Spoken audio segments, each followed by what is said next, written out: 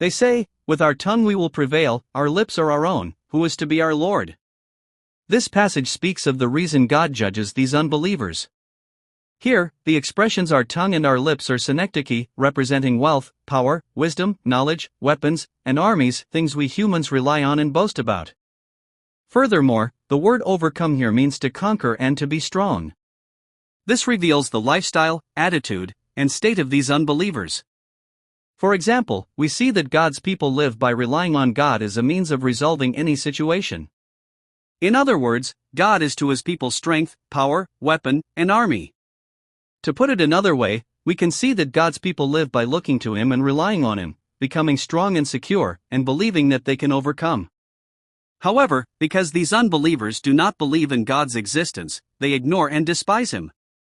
Instead of relying on him, they rely on their own wealth, power, ability, wisdom, knowledge, weapons, and armies for security. No, we can see that these unbelievers are those who believe that these things make them strong and secure, that they can solve, control, and overcome any situation or circumstance. In other words, they would rather trust in their own fists than in God. No, there is no God.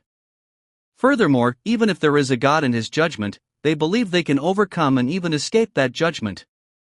This is further confirmed in the following verse. Here, the phrase, "the one who rules," literally means Lord, Master.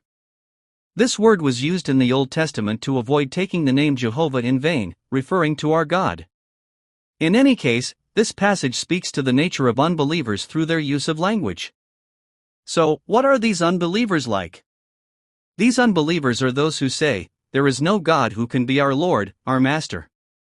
In other words, they are those who absolutely do not believe that God exists. If you want to know more, please subscribe.